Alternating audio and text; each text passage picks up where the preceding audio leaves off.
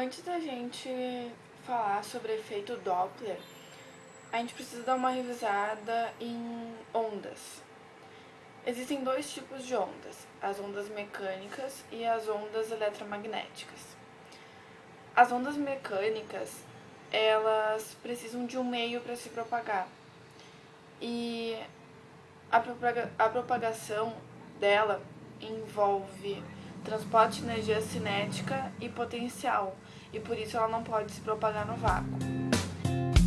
We got the afternoon.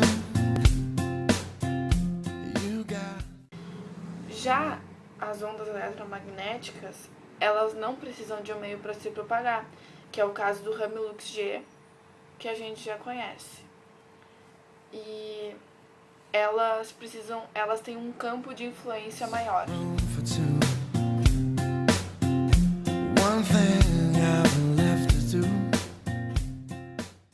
As ondas eletromagnéticas, elas são formadas pela combinação de campos elétricos e magnéticos que interagem entre si formando essas ondas.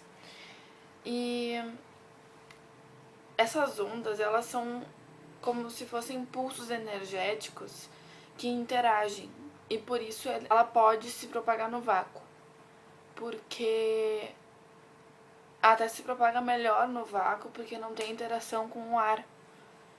Então, agora traçando um paralelo entre esses dois tipos de ondas, as ondas eletromagnéticas e as ondas mecânicas, nós temos que as ondas eletromagnéticas têm um comportamento um pouco diferente das ondas mecânicas, porque elas têm um perfil transversal. E isso significa que o campo elétrico e o campo magnético, eles se propagam em direções perpendiculares. Já as ondas mecânicas, como por exemplo as ondas de som, que a gente vai usar como exemplo daqui a pouco para explicar o efeito Doppler, elas se propagam paralelamente à direção da própria onda. E isso acaba influenciando muito em relação às nossas percepções quanto a essas ondas de som.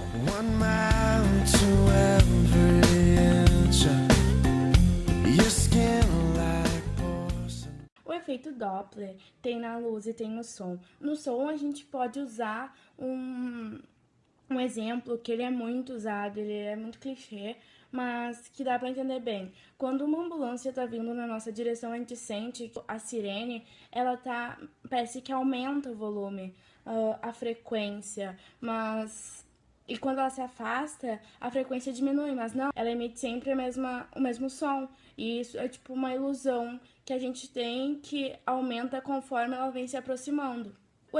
O efeito Doppler relativístico, ele começou com o Hubble. O Hubble viu que acontecia o efeito redshift. O efeito redshift é o deslocamento da luz para o vermelho. Por exemplo, uma estrela, os seus átomos estão agitados para ela emitir a luz verde e ela emitir amarela. Isso é o efeito redshift. One pair of candy lips and your bubblegum tongue. O que é o efeito redshift? É a alteração da frequência da luz quando observada em função da velocidade relativa da fonte emissora e do receptor observador.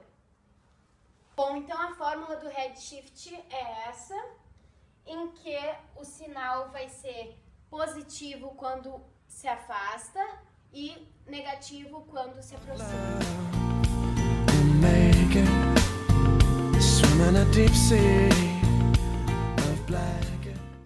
Eu vou falar de algumas das aplicações do efeito Doppler.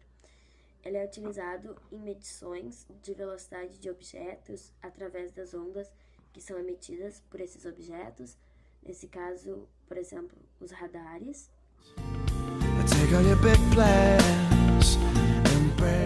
Na astronomia também é usado para medir a velocidade relativa de estrelas ou de objetos celestes, astros celestes, enfim, em relação à Terra.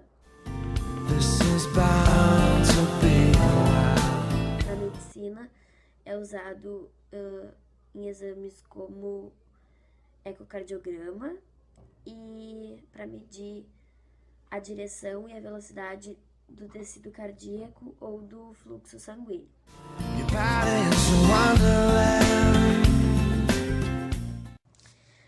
A ultrassonografia com Doppler produz imagens e sons, né, para avaliar o fluxo sanguíneo de veias e artérias, e ele pode ser feito na região do pescoço, nos braços, nas pernas e em gestação.